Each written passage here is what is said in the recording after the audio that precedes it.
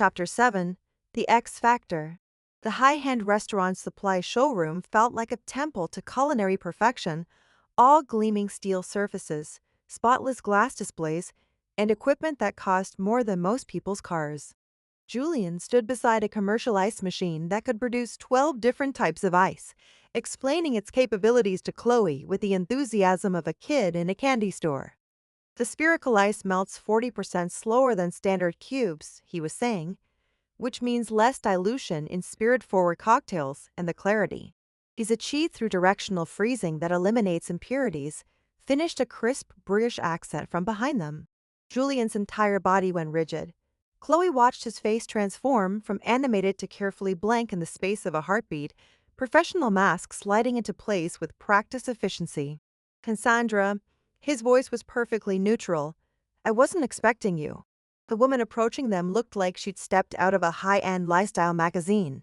Tall, elegant, with platinum blonde hair pulled into a flawless chignon and wearing a white blazer that probably cost more than Chloe's monthly rent. Her smile was polished perfection, but her blue eyes were calculating as they swept over the scene. Julian, darling. When Victoria mentioned she'd hired consultants for the Metropolitan project, I knew I had to meet your partner. Cassandra's gaze landed on Chloe with the kind of assessment usually reserved for livestock auctions. You must be the infamous anarchist. Chloe bristled at both the tone and the nickname. Chloe Martinez, and you are? Contra Whitmore. I've been brought in to consult on your cocktail program. She extended a manicured hand that felt like ice when Chloe shook it. I specialize in concept development for high-end hospitality ventures. My work has been featured in Food and Wine, Bon Appetit, and The Times. The credentials were delivered with casual precision, designed to establish dominance in the conversation. Chloe caught the slight emphasis on high-end and felt her jaw clench.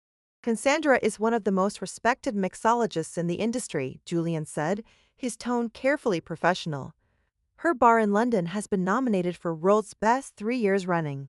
How wonderful, Chloe replied flatly. Always nice to meet another mixologist. The pause before the word was slight but pointed.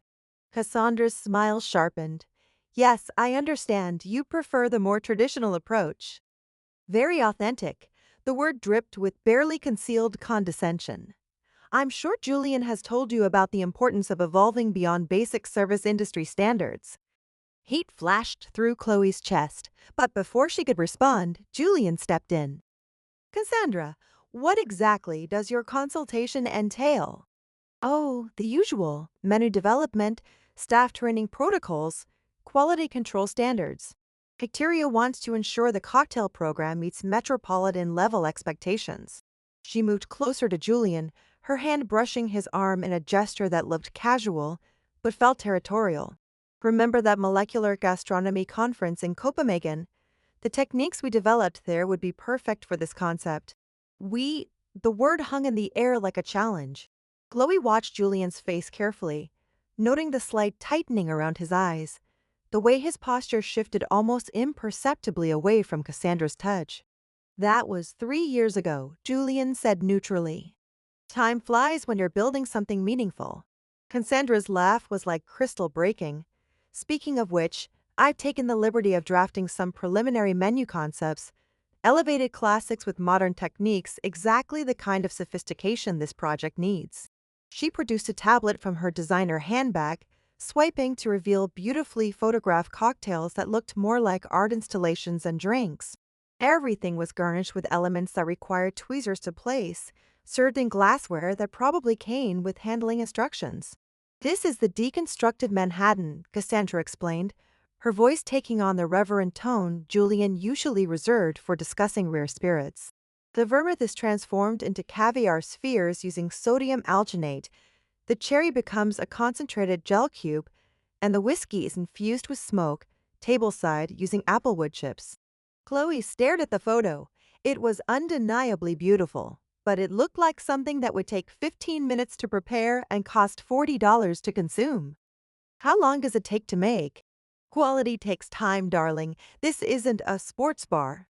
The dismissive tone was the last straw. Right, because God forbid we make drinks that people actually want to drink instead of photograph for their Instagram. Cassandra's perfect composure cracked slightly. I beg your pardon.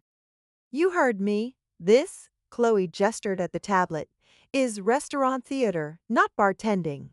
How many of these complicated productions can you make when you've got 30 people deep at the bar on a Friday night?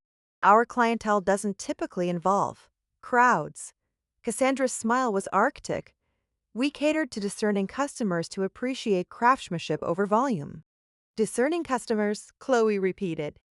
Is that what we're calling people who can afford $50 cocktails now? Ladies, Julian's voice cut through the tension like a blade. Perhaps we should focus on finding a middle ground that incorporates both approaches. Cassandra turned to him with an expression of wounded surprise. Julian, surely you can see the importance of maintaining standards.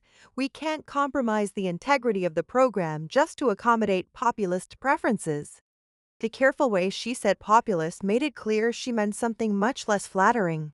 Chloe felt her temper spike, but Julian spoke before she could. The program used to serve multiple customer segments, he said carefully.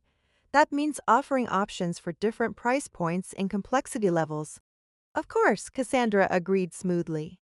We can certainly include some simpler offerings for the less adventurous palate, though I do think the core menu should reflect serious cocktail culture. She moved closer to Julian again, her body language shifting to something more intimate. Remember that bar in Barcelona? The one where we spent the entire night talking about the future of craft cocktails. You had such brilliant insights about molecular mixology. Chloe watched this display of shared history with growing irritation.